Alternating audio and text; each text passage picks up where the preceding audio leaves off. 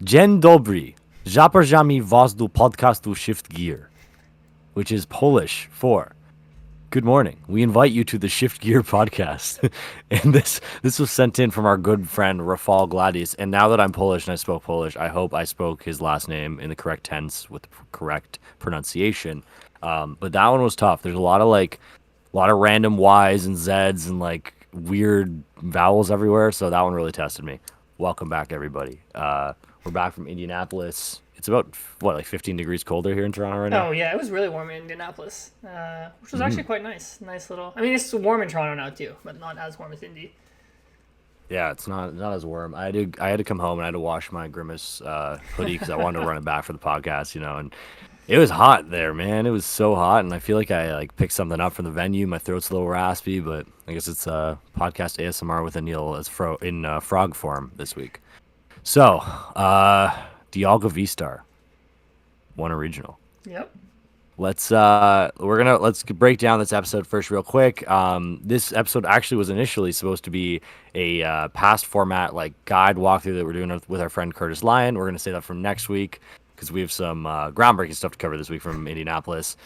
We're gonna go through Dialga. We're gonna go through the Chien-Pao, where how it was raining Chien-Paos in the top 8.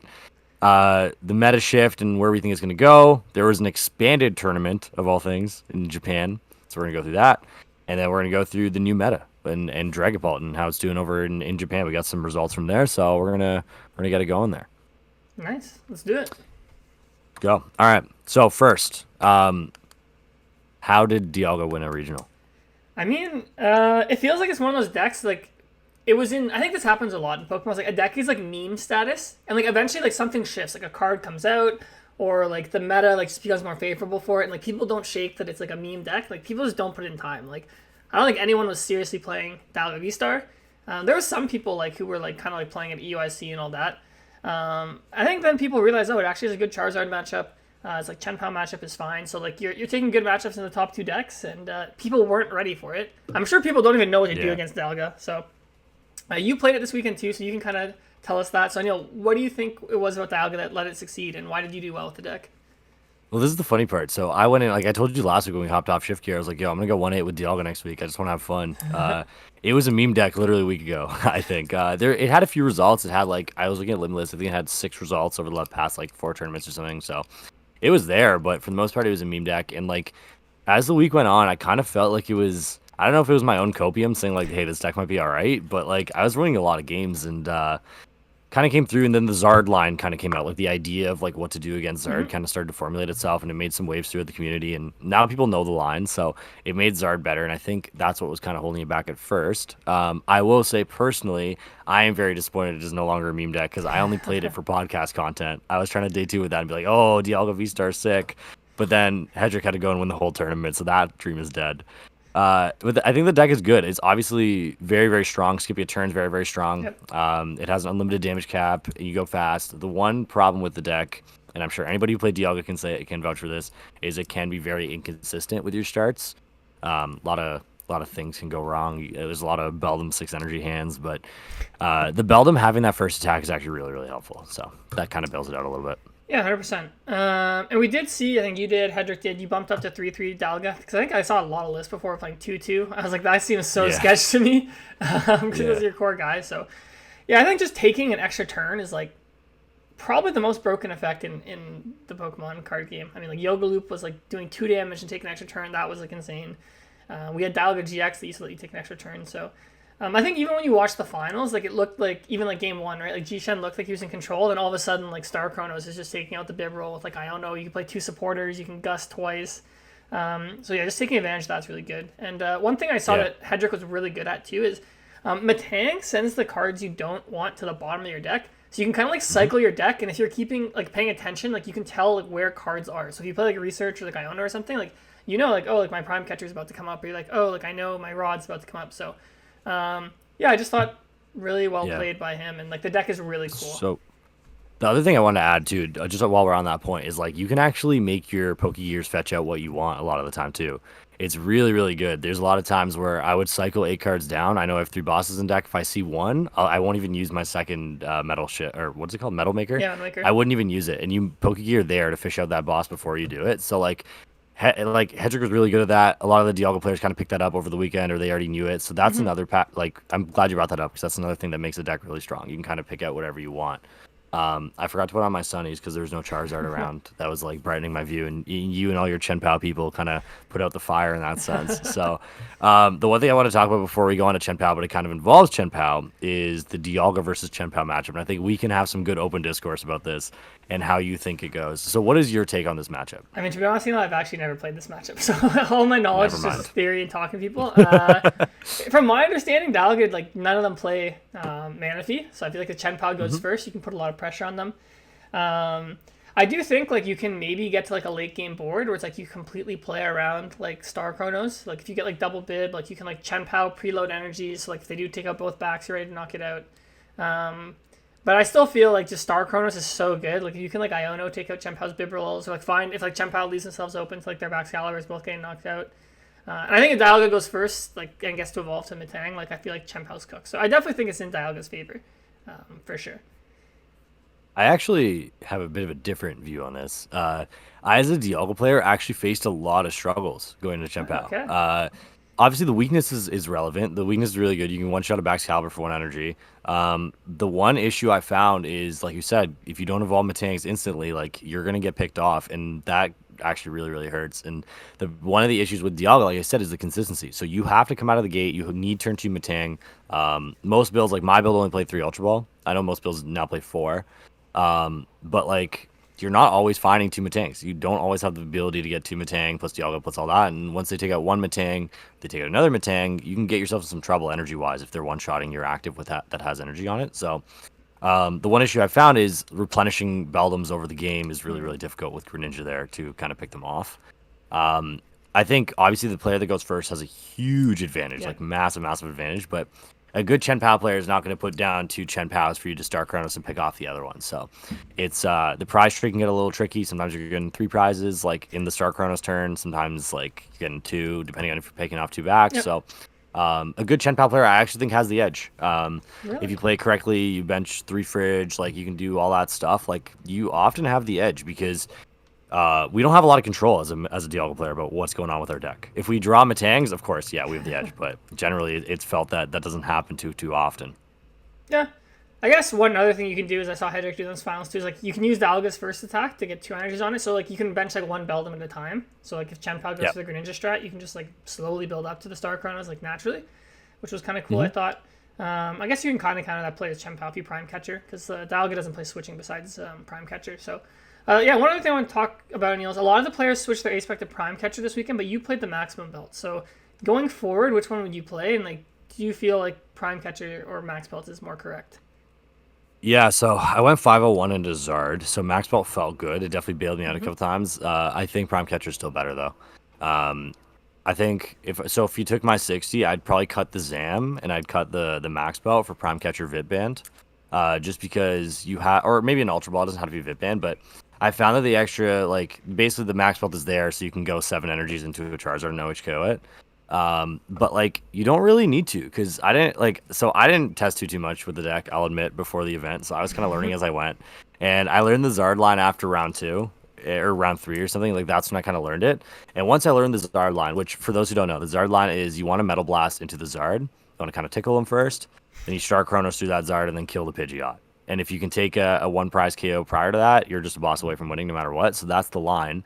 And I didn't really know that before the event. I was just kind of there for memes and fun, so I wasn't really thinking too hard. I totally copied Kennett's list, so I just played Andrew Kennett's list. His 60 is just like, all right, he's done it before. So, but going back, I play Prime Catcher. I think the 4th Gust is way more important than the belt, which is kind of dead into Mirror too, which is now going to be a thing. So, I think having the ability to start Chronos what you want twice and having the ability to boss twice is really, really important. Yeah, I think the big thing with Prime Catcher too is like if you want to like do a Star Chronos turn, for example, it's a lot easier to like go like boss, Prime Catcher, Iono. So if you want to double Gust plus Iono, like you can do it, And like that's just like a nasty combo to me. Like you can take out like Deck's complete draw engines, and then you can just stick them with like a 1 or 2 card hand. So yeah, I think Prime Catcher is way better.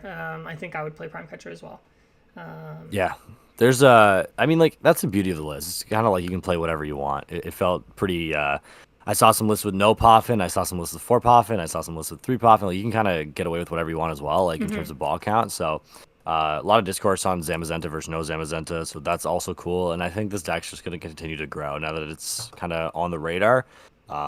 Unfortunately, people have seen its power before NAIC and before LA. And I guess, well, it looked like it was pretty top heavy. Like, Hedrick obviously won, but then after that, I think the next one was around 21st or 22nd place. So, yeah, it was first, 26th, 27th. And then there's just like a lot of people just on all the other places. Yeah. And Neil, you were the 4th worst Dialga in day 2, buddy.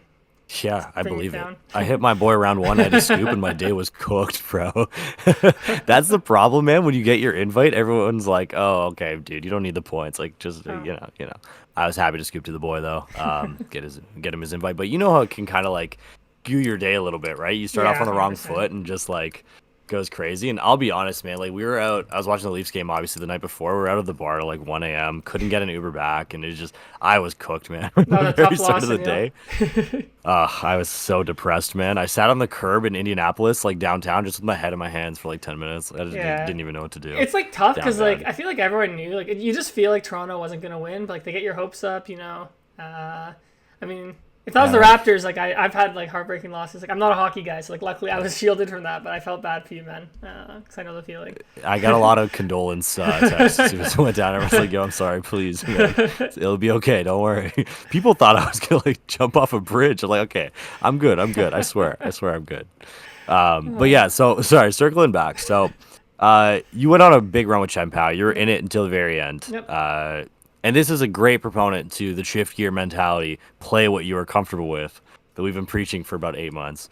So tell us about your run a little bit. You're in it right to the very end, and I think you said you went second in mirror or something, and it was just tough from there. Yeah, so I was 11-3 heading into the last round. So like normally like that's a win, and if you win 36 match points, but I would have actually gotten 9th if I won. So like that helps me feel a little bit better, like a little copium. But yeah, I faced Moffat in mirror last round. He won the coin flip. As long as the person going first doesn't brick. Like, the person going first always wins Chien-Pao mirror. If no one plays Manaphy. If you play Manaphy, you have a slight chance. It forces them to turn 2 hands.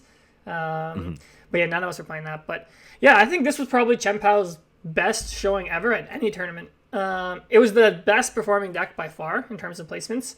There was 9 in the top 32, 4 in top 8. And I think everyone who's a Chien-Pao main did really well.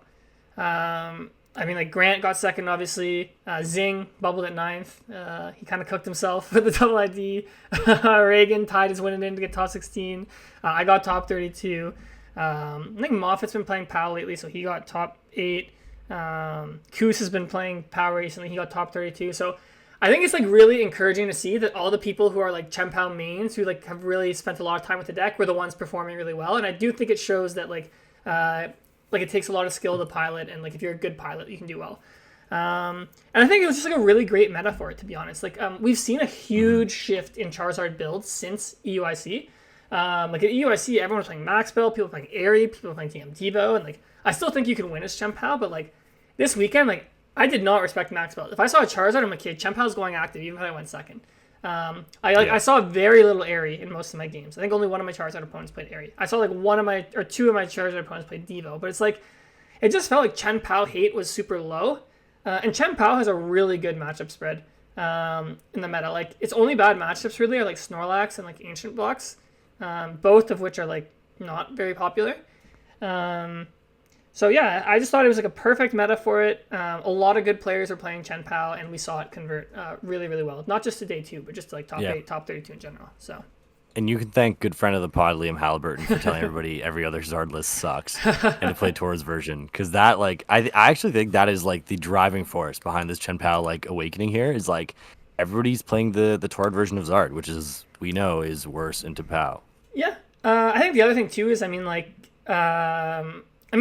we call it, like the board of directors, the CPAL connoisseurs, like they've been doing like Lucas and Grant especially. Like I swear every tournament they play CPAL, those 2 guys are like in the top 32 or top 8. or like Reagan too, right? Like Reagan got top 4 at the last tournament in Orlando. Jishan got top 32. I think Zing was top 64 with me or whatever. But I don't know. Chien-Pao is just one of those decks that has a very loyal fan base. So you always know whatever tournament you go to, there's going to be some C-Pao connoisseurs cooking. So I had a really good run. I will say it felt a lot like Coin Flip Simulator. Like there's so many matchups with Chien-Pao where it's like you need to go first or you're kind of cooked. Like Lost Box, you have to go first if they're going to like turn 2 Greninja you if you don't play an NFE, which none of us did. Mirror is like a Coin Flip Simulator. I lost 2 rounds on the weekend to Double Tails on Silene, which felt bad. Card's so fake, I know. One of them, I think I took a too aggressive line, and I left myself like I had to flip heads on Silene, so I could have fixed that. The second one was just like bad. I flipped Double Tails on Silene, and then I had a chance to like knock him out with a bib roll on his only Snorlax against Grant Manley, and I flipped like triple tails, so that was tough. But then the next round, I beat a Spatra, so like honestly, that's just how it goes, right? Really bad luck, really good luck. But yeah, it felt really good to play Chien-Pao. Like I loved it. Like I had no ties. I only faced 2 Charizards. I kind of wish I faced more. But yeah, it felt good, to like have a deep run again. Like I haven't really had one where I was in contention for cut since like LEIC. So like getting to the win and in, or I guess win and bubble was, it felt really good. So I'm a bit sad that I didn't get that top cut with Pao, but I got one more shot in LA now before we shift to the Dragapult meta. Yeah, you got another shot, and you're going to LA, so I believe it. It's funny because you're like, like Moffat's been playing C-Pao for a while, and I actually went with Moffat on Friday night. We went and bought Dialga Vstars at the Troll and Toad booth.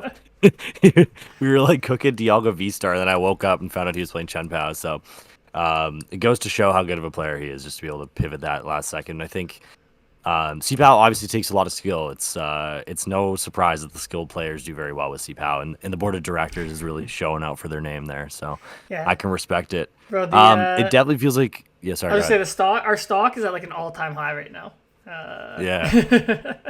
Should have bought in, bro. You should have, bro. Hey, I've been pounding the drum forever, man.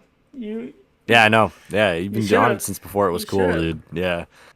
Yeah, it's sick. It does feel like there's a new king. Whether that king is Dialga or Chien-Pao, I'm not too sure. But when you look at you just look at the spread in day 2, it didn't look like Zard really converted at a rate that we expected.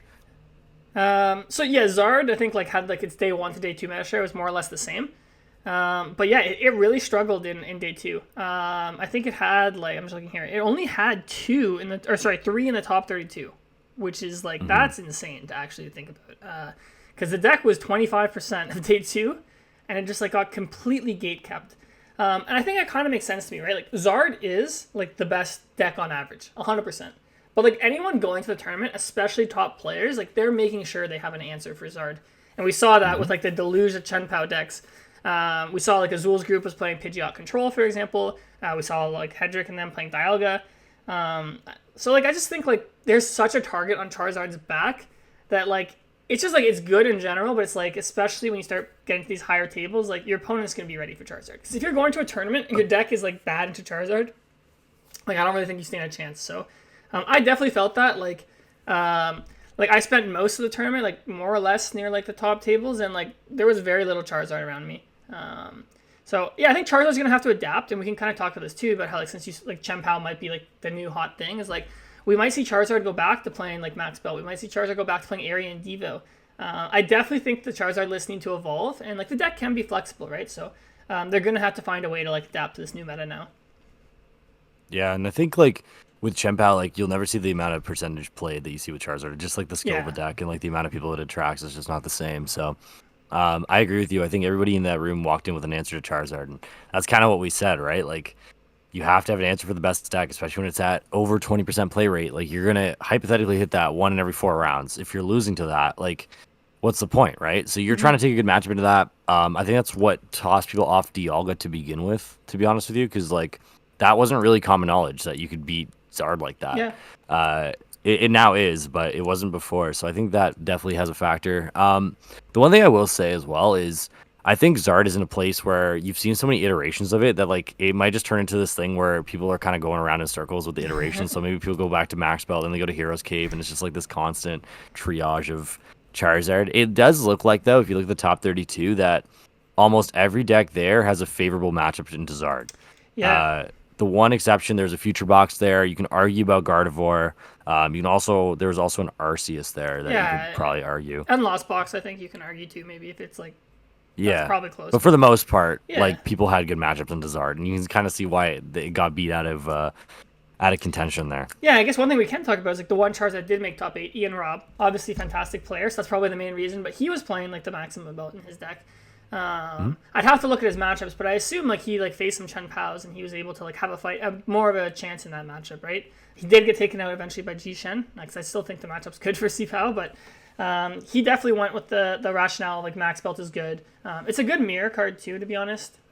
It allows you like to knock out Pidgeot when your opponent only takes 2 prizes. It allows you to knock out the Zard much earlier when your opponent's taken 2 prizes down to 2. 4, I think. Yeah, sorry, they've taken 4, You so mean... they're down to 2. Yeah. Yeah. So yeah, it's a good mirror card.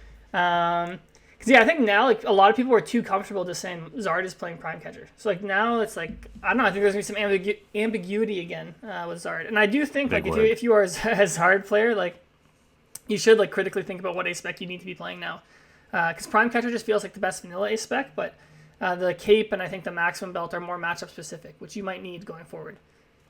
100%. Yeah. It's also crazy too. The one other thing I want to talk about with not regards to Zard, but just in general, is it feels like I don't know if you felt this, but it feels like where I go in America for these regionals, you face different kinds of people, and like by that I mean like generally it felt like people in Indy were actually very very well prepared for the tournament. Like yeah, whether it's the time of year or whatever it was, like compared to Orlando, I heard from multiple people that their quality of opponent like and knowledge was just way higher. It just felt like it was a lot like I think a lot of people are getting to that point of the year too where it's a lot of people's turning points. So a lot of people are putting in a lot of effort into it. But I have felt in times that there are specific areas of the US and in the world where you see higher concentrations of good players. And I think Indy is one of them. I think every time there's a tournament there, you see a big concentration. And you see the top tables here. Like some of those names are crazy.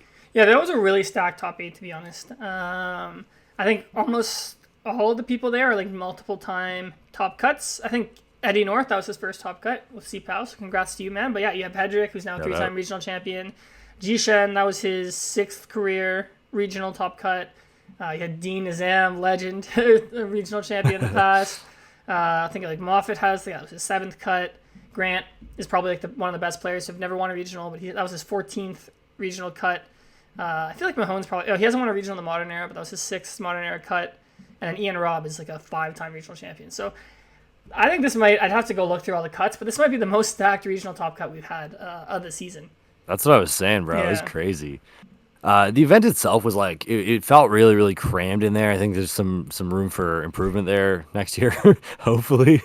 But yeah, no, it felt pretty fun. I had a really good time this weekend, just on vibes, like just talking with people, chatting with people. There's a lot of people that just kind of were there just to have fun, and I can really appreciate that. Yeah, I think the other thing I just want to give a huge shout out to the organizers. Like that was probably the most efficiently ran regionals I've ever been to. Like we had like 2,400 masters.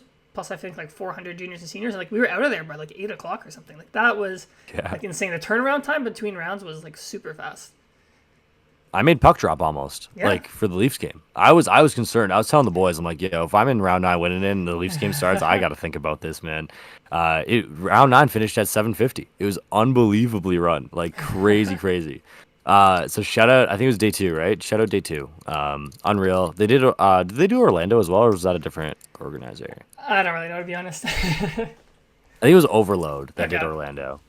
Either way, huge tournaments. Like these tournaments keep getting bigger and bigger, and it seems like they're just getting better and better ran. So shout out to them. I also want to give a shout out to the Indiana Pacers, who I believe they play tonight, right?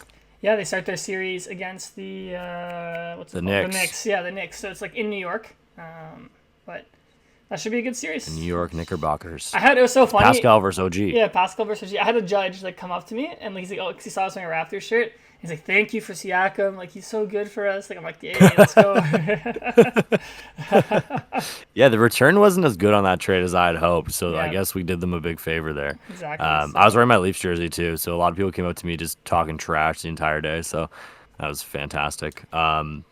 So that's starting tonight. So we have that, and like baseball season's in full swing. But I found, you know what I learned this weekend? What? The Jays farm team was playing in Indy, right next to the venue the entire time, and I didn't even think about going.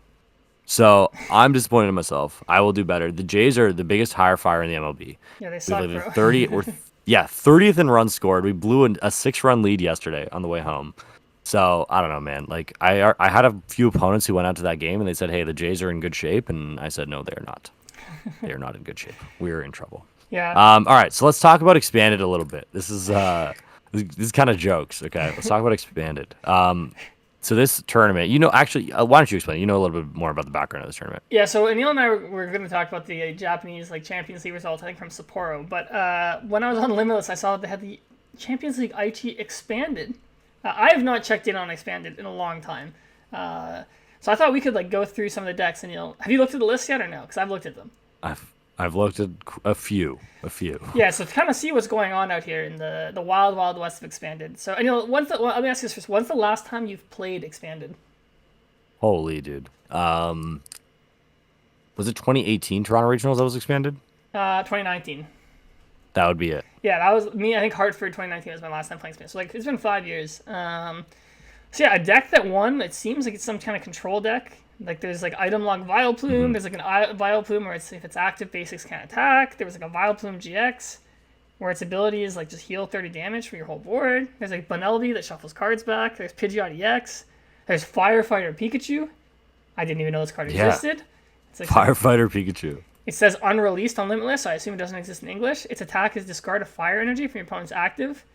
From my understanding, like it's because like people play Double Dragon and stuff, or like Rainbow. But like I don't know why you wouldn't just play Stardust Jirachi. There's Whatever. like Yeah. Reggie Drago is actually very good and expanded. Apparently, it never had its chance to sign in normal standard, but in expanded, like you get access to like some of the tag teams. I think you can use a Mega Pokemon. Like there's like Mega Rayquaza EX. There's Bunch like of GXs too. there's Dialga GX, the one that has Take Another Turn. There's Guja Vstar. There's Noivern EX.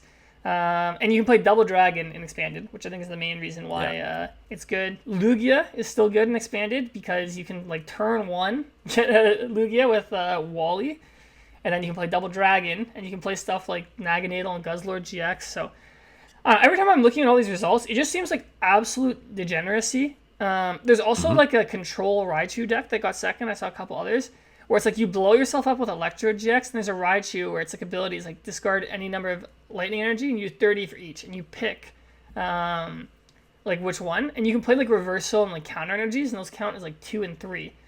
So from my understanding, like you just like blow up someone's like entire board at once. So I don't know, it just seems like complete degeneracy. Like I don't know if this is fun or not. Like it's probably fun to play your decks. It's probably not fun to play against any of these decks, but yeah, that's like a ramble of all the decks, Neil. So what are your thoughts on all this? Bro, this entire thing is foolery. Like the entire format is the most unserious thing I've ever seen in my life. What is this, man? Like I'm like Firefighter Pikachu. Hello.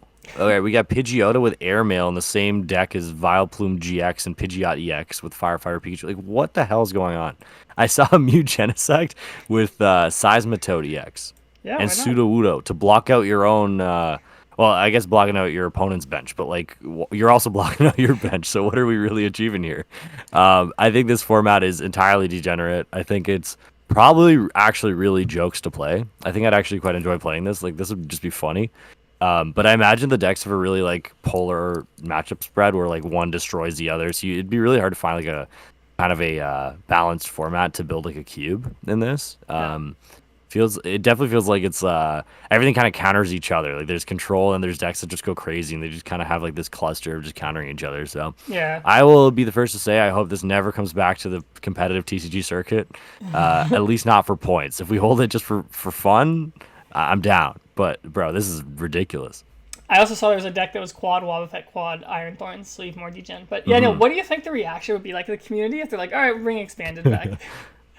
Oh, the outrage. And I actually don't even think it'd be outrage because of the format. People would just be pissed because they have to go find all the cards. And Yeah. like, good luck with that. That would be the problem. Like, I think too many of the old cards would be too expensive. Like, if they ever did want to do expanded again, like, I feel like they have to make some, like, set or box where, like, they reprint, like, all the old cards. We also, a cool thing would be, like, we have a lot of new A-specs, and they can interact with the old A-specs. So, like, stuff like Computer Search can Dowsing Machine can battle. So, I actually used to love expanded. I thought it was really fun back in, like, the 2019-ish era. But yeah, I think the card pool's just gotten so big, and it's like it's one of those things where it's like they don't design the current cards with expanded in mind because like honestly, like why should they? So like they would need to have like such an extensive ban list, and the card pool is so big. Like it's so hard for the game designers to like test everything. Like I don't even know how you figure out what to ban. But I think it would be cool if we had maybe like one big tournament a year that's expanded. Like maybe like you said, don't give points for it, but like maybe like have an invitational or like still have prizes or something.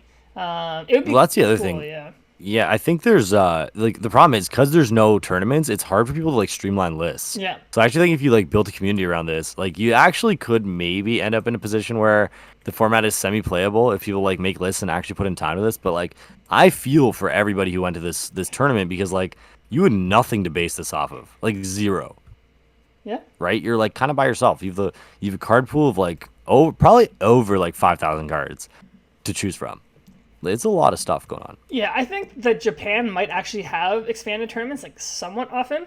So maybe they have something to go off of. Like here, I'm going on Limitless right now and I'm filtering for expanded Japan. So it seems like Yeah. once. Well, actually, no. It says the last time they had one was 2021. Besides this one, so maybe Nice. they don't. But yeah, so very fun, very interesting to see what's going on there. But yeah, it does seem a little bit too wild for our taste, I think, in the West. Huge accessibility issue. Yeah. Like I'm just saying, like, because all these cards, the thing is with old cards, and you see this a lot with collectors too, is like old cards aren't expensive because they're old. They're expensive because people buy them, lose them, or like kill their condition or whatever, and they're locked up in people's basements who no longer play the game. Like that's why these cards are expensive, and the people who want them can't just go out and buy a pack to rip them. So the accessibility behind expanded would be a disaster in North America. Like I genuinely think people would just be outraged. Like good luck finding a dowsing machine when it spikes up to $100. Verse seekers would be a nightmare. I actually played against somebody in my round 9 who had a classic collection super rod, like Oh, the one that nice. you get from. Yeah, you Yeah. can't actually use it. Oh, It's not why? legal for tournament play. Oh, because it's from yeah, Um, yeah, that makes sense. Because it's not a real set or Yeah. whatever. So I'm like looking at this card and I'm like, wait a sec. I'm like, this says you cannot use this in normal tournament play. And yeah, so like stuff like that where like people would maybe pick up world champion cards or like maybe you can use like different cards in these tournaments would make a lot more sense. Like maybe they allow world championship cards for these tournaments as long as you don't have like transparent sleeves. Maybe that's one of the solutions. I don't know though. Like I feel like the accessibility issue would be a huge problem. Yeah, I mean, like, look at GLC. Like, that's not even like a sanctioned like format for like points or anything. Like, a bunch of the cards just like spiked like in that format. Like I remember the Rose Raid got Yeah. really expensive. I'm sure other I don't play GLC, so I don't know all of them, but I just remember people telling me Gabite, about that. Trainer's Yeah, Mail, Bunnelby, Lillipup. like Colress, There's I a think, or bunch. something. Like, yeah, like Yeah, Chorus. Chorus is a staple in like almost all of them, yeah. So right? So like, shout out to Mahone. He made me a lot of money off the gold cards. yeah, he definitely did actually. Yeah. Cool. All right, sticking with Japan, Neil, why don't we take a look at the Champions League in Sapporo? So they had the new cards, so like our Twilight Masquerade. So we got to see Dragapult have its debut, and it was pretty big in the meta, but it actually didn't end up taking down the tournament. It didn't even make the finals, actually. The finals was a Miraidon deck against Gardevoir. So not the finals I think people expected. But it was interesting that Dragapult 2, it had a couple of different builds. It seemed like the ones that did the best were playing it with Zatu, but there's also someone playing it with like a Lost Zone engine. We've seen people playing it with the Pidgeot like engine. We've seen people playing it with Charizard. So I still don't think there's a consensus on the best way to play Dragapult, but it definitely showed that it is a strong deck. So anyway, let's start with Miraidon on the top. What are your thoughts on that? So random. Uh, like, I actually don't know. I don't really understand why Miraidon did as well as it did. Like, I understand it's a little bit different because Dragapult caps out and it obviously picks out small basics like really well off the bench. So Miraidon has that advantage where you're just bigger and faster. So maybe you run Dragapult off the board. The other thing is like that nerfs Miraidon right now is Zard, obviously. So Yep. Zard going down, I suppose, brings Miraidon up. But still, overall, it doesn't feel like this is a format where Miraidon really should thrive to that level that it was there. Maybe I'm probably going to be wrong about that, but it doesn't, like, in my head, it just doesn't make a whole lot of sense.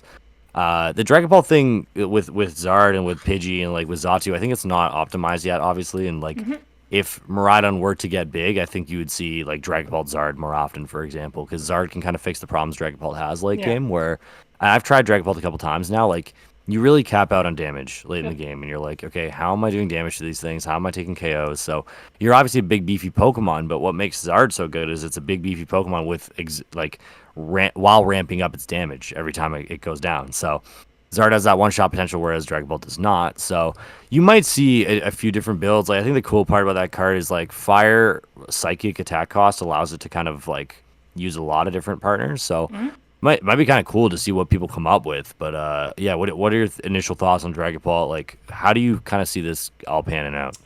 Yeah, so I think my initial take is it's definitely tier one, but I don't think it's like tier zero yet, from my understanding.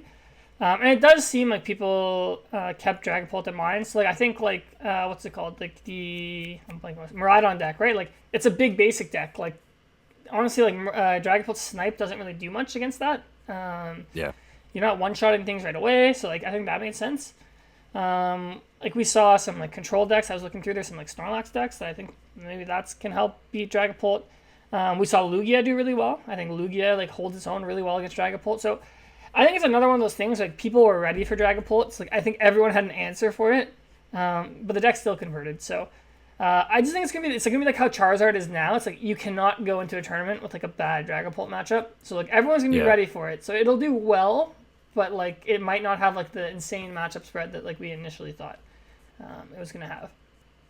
yeah. And I think Chien-Pao is gonna go up and down too with Dragapult play, right? Like you might Yeah, actually see it exist if Dragapult goes down. It's hard countered, but no weakness is it kind of is nuts. insane. I mean, obviously, Yeah, I haven't played the Chien-Pao versus Dragapult matchup, but it does seem a little tough for C-Pal if Dragapult gets going. I might have to put the 70 HP fridge back in my deck. I hate that guy, but yeah, I yeah, know. he might have to But the come problem back. is, even with it, like they're still two shotting your Beebs, right? Yeah, It's still trouble. yeah. Like, that's the They issue. play Devo as well, so like they can just set up your whole board. So yeah, one deck. So I have tried actually. The only games I've played in this format is Dragapult against Blissey Monkey Dory. Blissey destroys Yeah, Dragapult. I don't know if it beats everything else, but Blissey is sick. Uh, that and is sick. we underrated Monkey Dory, and the deck that got second also played it. Like it's actually Yeah, really good. It like picks off things on the bench, it, like heals yourself. So like yeah, the Gardevoir list played it, which I thought was cool, and it makes sense to me, right? Because with Gardevoir, it's like you can like put the damage on yourself, and you can move it with the Monkey Dory, so you can give yourself extra Psychic Embraces, which is kind of cool, and it takes off 30, so like it switches your interval. You can go to odd damage counters instead of staying at even. So you can get like Drifloon with yeah, like 110, for example. Screamtail doesn't matter, but I think yeah, mainly Drifloon it makes a difference. So no, it's yeah. cool. I think most of my ranking of Monkey Dory was that it just pissed me off as a Pokemon. I I think love that's Monkey why Dory, bro. you like this thing. What is this, dude? I I I, I guess it's a I monkey. looked at it more. I'm like, this is kind of jokes, Monkey Dory. Yeah, he's like I a just like I'm trying to like I'm looking at it. It just looks like it actually looks like a human being. Like it has like just like slicked back hair. It looks like it's using like gel. I know, bro, because he's like a primate. Like they're close to humans, bro. Yeah, but bro, Bro, I do don't you get like the this, other one? man. Like what's his name? Like Ogie Dogie or something? You know, I don't even remember what that one is. he's like the Ogie big. Dogie? That's not his name. Oh no, it is. It is Okie Dogie. Okay, okay. He's What the like hell's an Okie Dogie, dude? he's like I don't know. He's like a big like I don't know. Is he a cat? Like he's a gar. I think he's a dog. He's a big dog. How do I spell it? Okay, and then Idogi. Okie Dogie. Okie Dogie. Oh, the Zarude Sandstorm looking thing. This does not look like Yeah, Zerud, yeah, bro. yeah, yeah.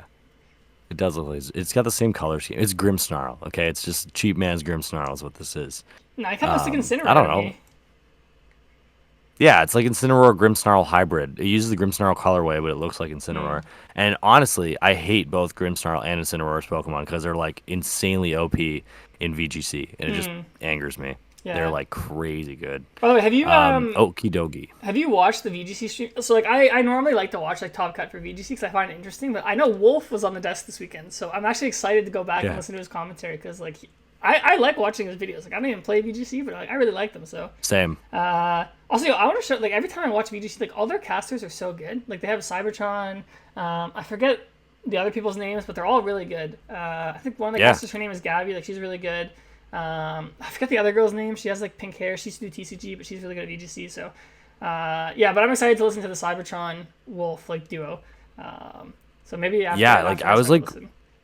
I was walking around and I just saw Wolfie pulling up in a suit, and I was like, "Bro, what's going on here? Like, is this guy like, is he like?" I would be terrified if I went into a round and my opponent was in a suit. He's standing on business like that. Oh, bro, I'd be terrified. So I thought he was pulled up to his rounds in a suit, but it turns out he was just casting. So Yeah. that makes a lot more sense. And I actually think there's a conversation to be had about Wolf as one of the best esport players in general ever. I don't know a whole lot about other esports and like who's good and what, but like the level of dominance this man has over that esport is cracked. Yeah, I think VGC is definitely, well, it seems like it's more like less variance than the card game, because it seems like Wolf is able to win like all these tournaments. Speaking of suits, actually, I was like said to the Ciaran board, and we should show up to a tournament one time with suits. I think that'd be funny. Oh my god. I would roast the hell out of all of you. You came in a suit, and like this is gonna be some flimsy ass suit that's like bent in 4 ways. So you had to fit it in a Flair Airlines carry-on to get to wherever the hell you were going. And you're coming into this Walmart looking suit, hasn't been ironed in weeks, and you're gonna sit down across from me and beat my ass? No, thank you, bro. I'm not interested. That's insane, man. And I have nice suits, man. I can't speak for the others on the board, but I'm sure you have nice suits, but traveling with that on a plane is not fun. No, I'll drive with it, bro. I'll pick a region where we drive, so I can hang it up nicely. Yeah. I'll get it ironed out before, so we're ready. You're gonna obscure a man's window view to hang exactly. up your suit. No, my suit's more important than someone looking out the window. Come on. So also, you don't want to see.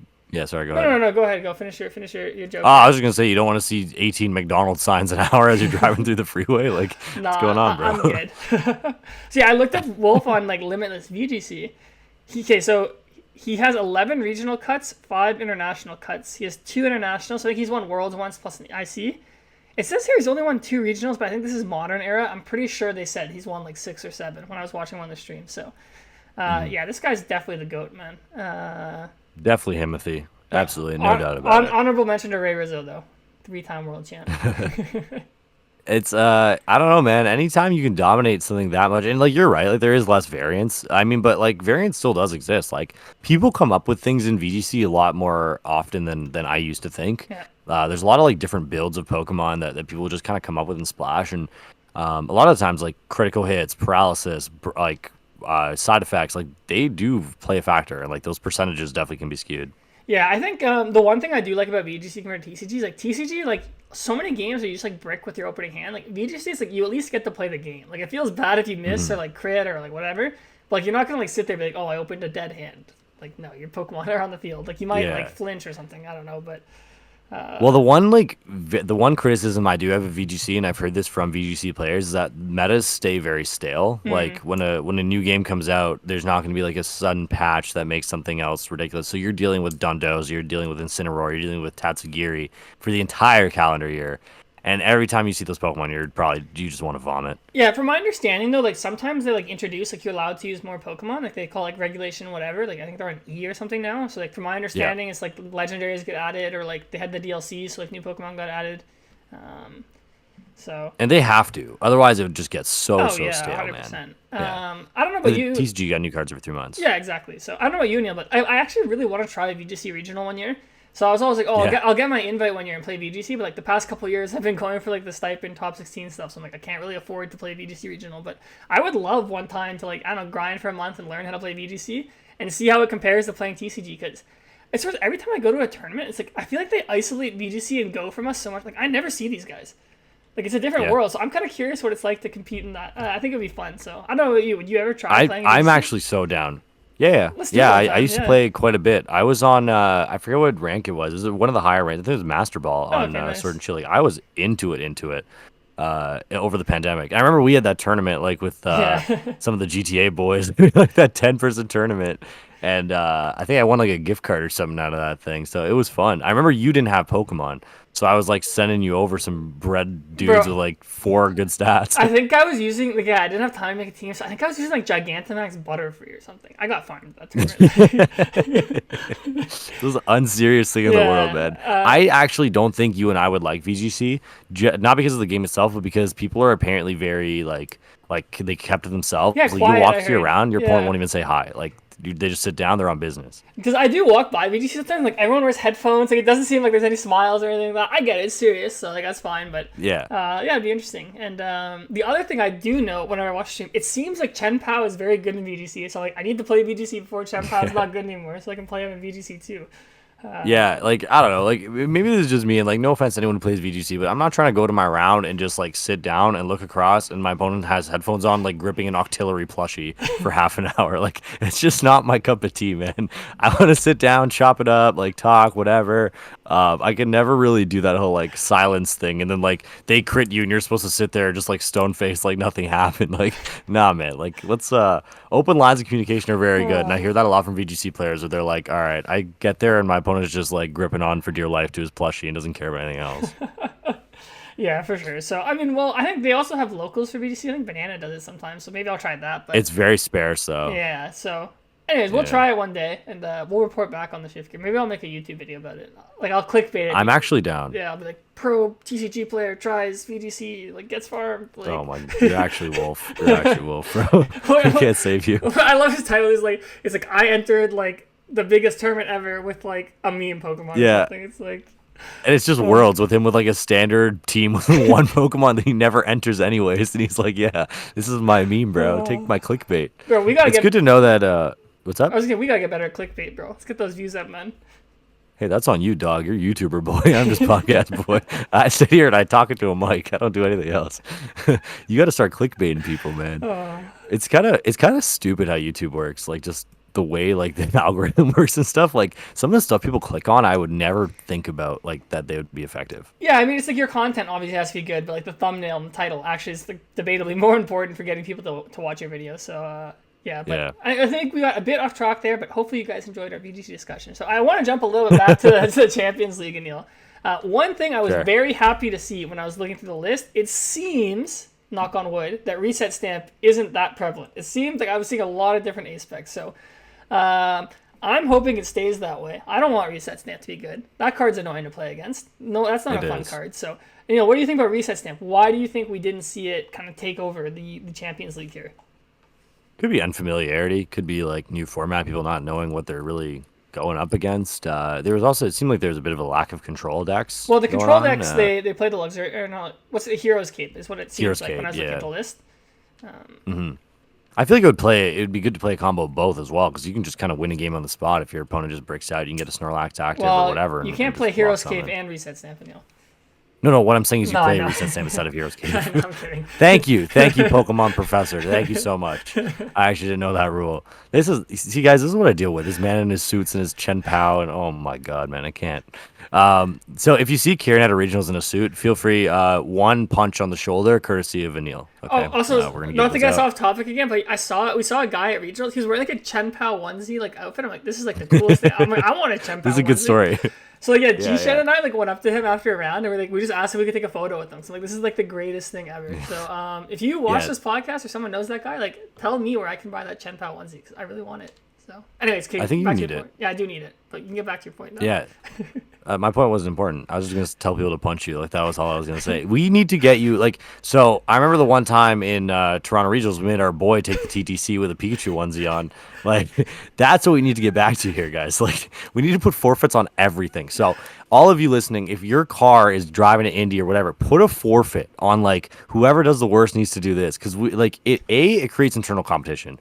B, it creates better stories. And C, it'll make your people play better. So, like, if Ciaran tells me, like, hey, man, you do bad, you're wearing a Meowstick onesie for 8 hours, no chance I'm playing Dialga, bro. Catch me with Zard. Like, it changes everything. Yeah. Absolutely everything. And to be honest, when the Leafs lost and I was walking around in my jersey, or even before the Leafs lost and I was walking around in my jersey, I felt like I was wearing a Meowstick, onesie, because people were just roasting the hell out of me.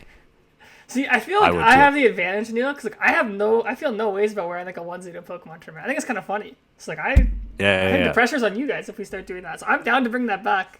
Broski, I'm sitting here in a Grimace hat. You think I care? I don't know, bro. Would you wear, if I gave you the Pikachu onesie, would you wear that in the TTC, like the subway for people? I wouldn't be happy about it, but I would do it. If I was if I had the the confidence in myself enough to say, hey, if I lose, I will wear this Pikachu onesie. I gotta firm it, bro. Yeah. If I lose, I gotta firm it. There's no way around it. And like, there are other things you do. It doesn't have to be a Pikachu onesie. I saw it. The funniest thing I saw, I can't even tell this story on pod, but there's a giant Wiglet, bro, and it just looked so foul. There's a $200 like plushie Wiglet. A good thing for me, like a good, really, really good thing, is if the worst guy in the car had to walk around with that thing. This giant, like 4-foot Wiglet coming out of the ground, like it was $200. You got to make him pay for it too. That's a forfeit. You want to talk forfeit? That's a freaking forfeit. So Bro, I have Pokemon Plush ideas. are expensive. Also, you know what I saw? I mean, we're so off topic this episode, but like, you know, It's kind of jokes. when you could do like the NAIC like Pokemon Center registration, they're like, oh, if you buy too much stuff, we're gonna have a FedEx kiosk next to it, so you can ship it home. Like, Really? yeah, like Pokemon is on their like capitalist grind. They're like, yo, we know these people like will spend whatever. Like, they don't have space in their suitcases. That's a problem. Like, let's make even more money. Like, let's make it as easy as possible for you to ship this stuff home. So. Well, that was like the year they were selling that 4-foot Piplup. Do you remember that? No, I think they do that every IC. When I haven't been to the Pokemon Center in IC in like a long time, but like I remember like they used to have like all these different like big. They had like Altaria one year. I think they had Furret. I think I saw Lucario. Like I remember the Piplup. Yeah. There's no way Piplup's actually like 4 feet on the card. The funniest thing, dude. The funniest thing that happened this weekend. I was playing against somebody in, I think it was round 4, round 5. Shout out that guy, like unbelievable person. And we were looking at Beldum. And we're looking at, I don't want to use his real name on the pod just in case, but we're looking at Beldum. So I'm like looking at this card and I'm like, wait, this looks weird. And I'm like looking at it. The dude's 2 foot, 210 pounds. Yo, that guy's What the hell is a up with mini that? unit, bro. Yeah, he's like compressed vertically. Like he's dense, bro. This guy's a black hole. Like, what do you do about this Okay, guy? so is he 2 foot like horizontally, or are they saying if you like flip him like vertical, he's 2 feet? Like I never know with how they measure Pokemon, to be honest. Well, I would assume it's bottom to top. Like that. This is something we got to bring to the Pokemon Company International. Yeah, I mean, I looked up by the way. Piplup's 1 foot 4 inches in like the thing, so he's very small. A lot of Pokemon aren't that big. Like Charizard, he's only 5 feet 6 inches or something. Like he's a small guy. Like Charizard's 5'6". yeah, he's 5'6", but he's a short king. Like So you're telling me I could dunk on a Charizard? yeah, you could is dunk what on you're telling me. Charizard probably. Well, I mean, he could fly, so he'd probably block you still. But Nah, I'd posterize that boy. That boy's got no chance. Yeah, we're so off topic. Anyways, okay, back to Pokemon. Back to Pokemon. So let's just talk. Let's round this out. Where do you see this format heading? We got one more big kind of tournament going on before Dragapult invades us. So what do you kind of see here? Do you think there's a simple answer to Chien-Pao / Dialga? Do you think we kind of mix it up? yeah, I think Chien-Pao decks will start playing Manaphy just to have a better mirror. It isn't that good in mirror. Like I'll tell you this because like.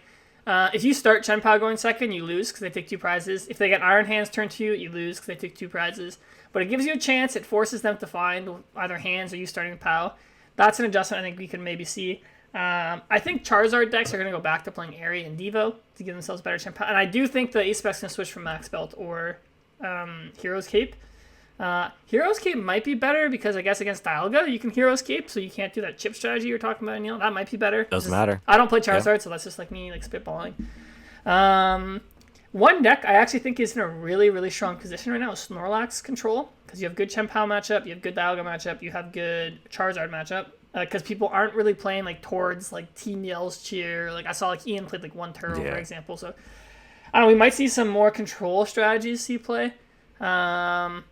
Arceus is probably going to go down and play, I think. I just don't think it has a good Dialga or Chien-Pao matchup. But correct me if I'm wrong, Neil. I feel like Dialga's probably a bad matchup. Yeah, it's both bad. Yeah, so I think those are down. Yeah, I think just the most obvious thing is people are going to start playing Airy more and like Devo. Like I don't really know what else. Like if your deck isn't like hard countering like C-Pal, like as a deck, it's kind of hard to just tech for it. Besides just playing like Manaphy, Devo, Airy. So I just think those cards are going to go up and play. Like I saw a lot of Lost Tina decks didn't play Manaphy. Those are probably going to start playing Manaphy again. But I don't know, it is interesting because Chien-Pao's meta share didn't change at all from the last few tournaments. Like its day 1 and day 2 percentage was the exact same. It just dominated like the top tables this weekend. So like Just did better. Yeah, just did better. So I guess maybe like if you're trying to go deep in the tournament, like maybe you play all these Chien-Pao techs. Like if you're just trying to get through day 1, like maybe it's worth it to just like play a more consistent deck and forgo these things.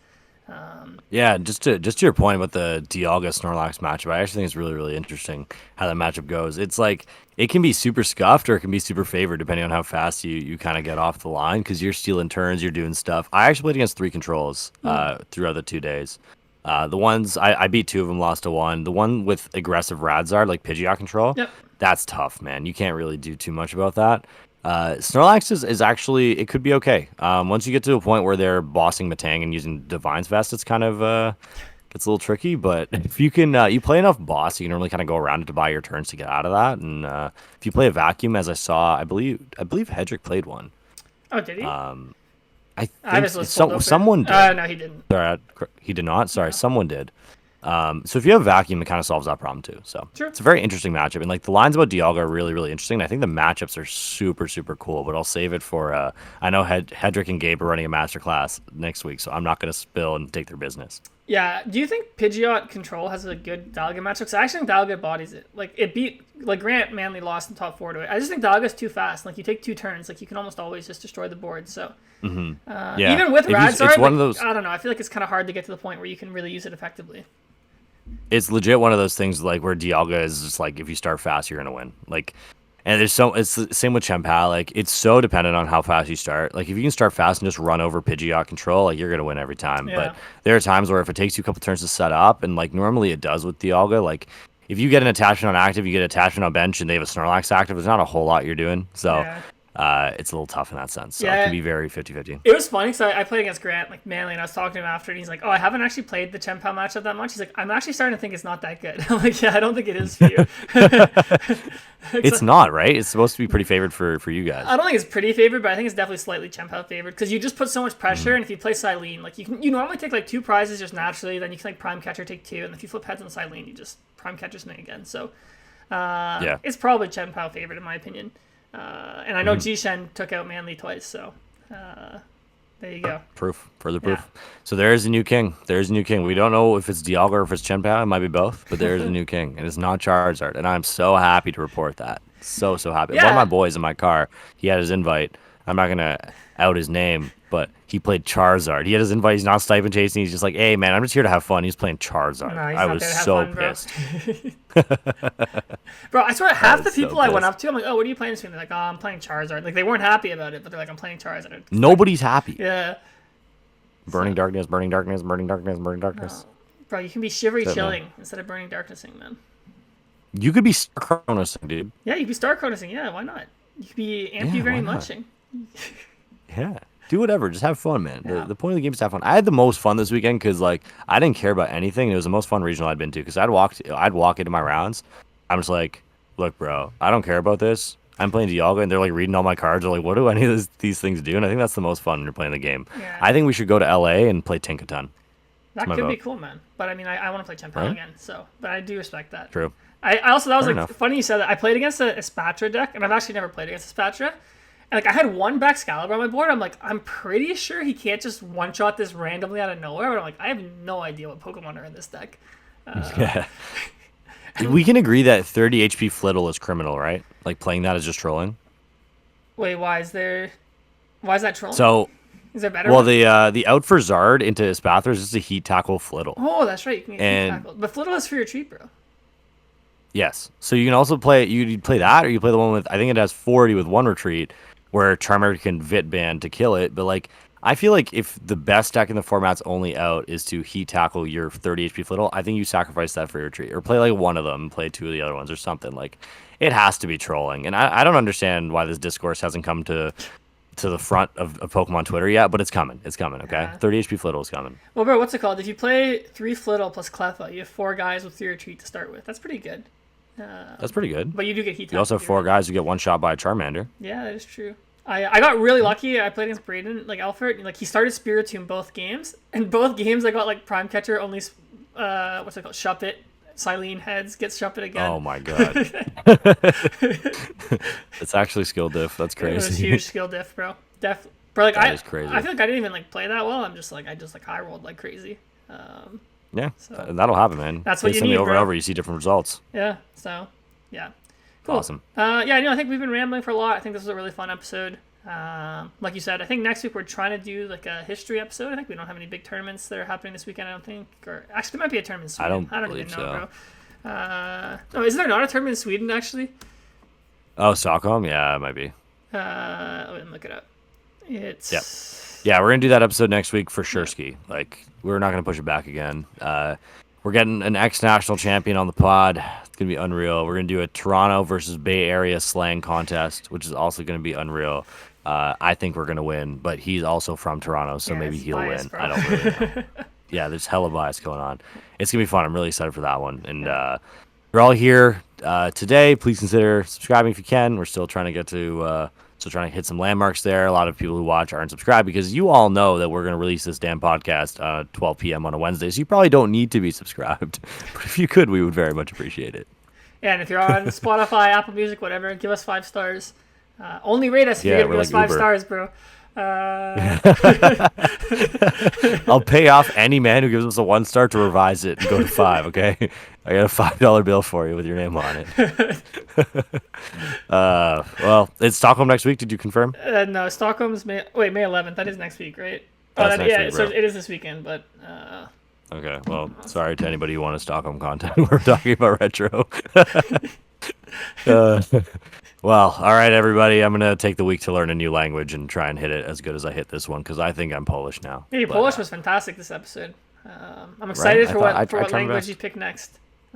I'm not. We'll see y'all next week. Have a good week. Later. Peace.